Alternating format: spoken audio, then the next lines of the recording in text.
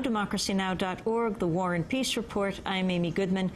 As we turn now to an unfolding controversy over a Bush administration nominee for the federal bench. Just under a year ago, President Bush nominated Gus Puryear to serve on the U.S. District Court in Tennessee's Middle District. Puryear is a Nashville attorney and general counsel for the Corrections Corporation of America, the largest private prison company in the United States.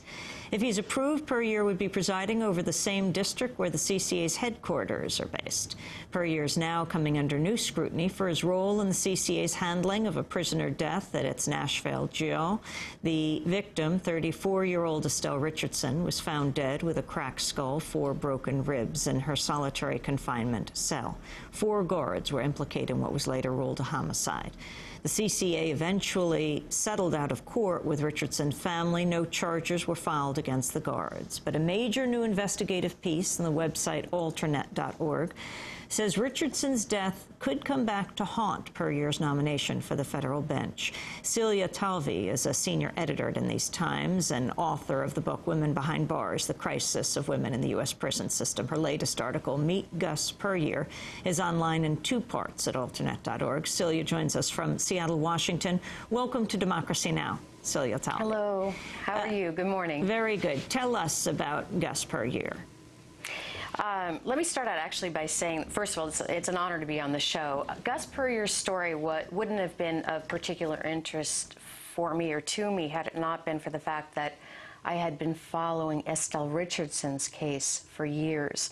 I first came across a brief blurb about her murder back in, well, those 4 years ago, and wanted to do something to include her story in my book. I had a gut instinct that something terrible had happened to this woman. I tried to track her story over the years and could get very little by way of any information. And very suddenly, in an unusual way, some of this information started to fall into place, and it happened to revolve around this man, Gus Puryear, and his bid for this federal judgeship. So he is, as you rightly point out, up for a lifetime appointment. He was nominated last year, and if appointed, that would indeed be for life. And one of the things that people have been bringing up, and rightly so, is that as a 39-year-old, he's only brought 1 federal case to trial so far. So with a real paltry legal background, there's already the question of why is he even nominated in the first place. And then when some of this stuff started to come up around what he had actually done or has done as general counsel for CCA, that's really gotten a lot of organizations involved in opposing his nomination.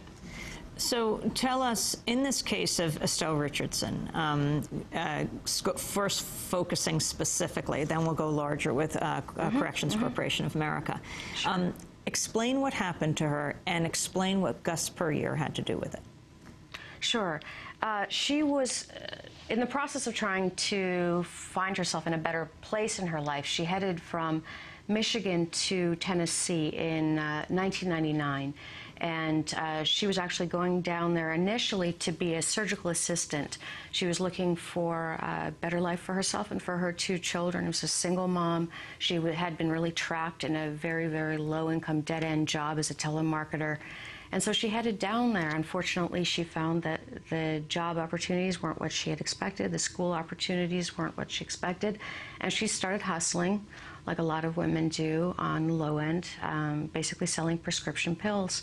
Initially, she was just acquiring those prescription pills, then she got hooked on them, and she was first picked up around 2001, 2002, and was given a suspended sentence. Unfortunately, her UA subsequently came up dirty, and then she actually was found guilty of food stamp fraud. And so she entered the penal system in 2004 in April.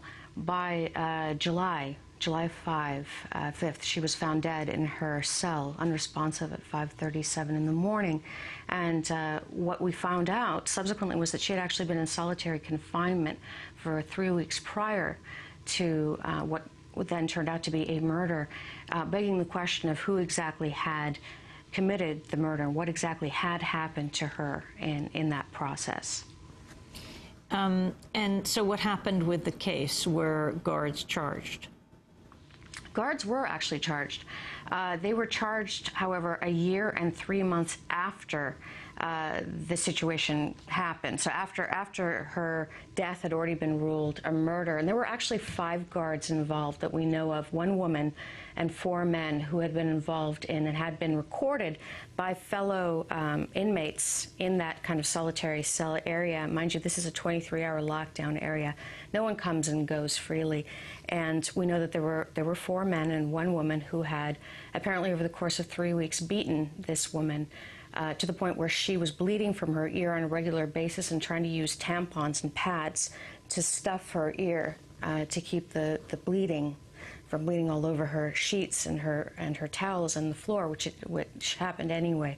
So what we know is that the guards were eventually charged, and that those charges were then dropped once the Richardson family had settled with CCA for what was then an undisclosed amount of money. And Gus Puryear's role in the settlement? He was actually very involved to the very last minute.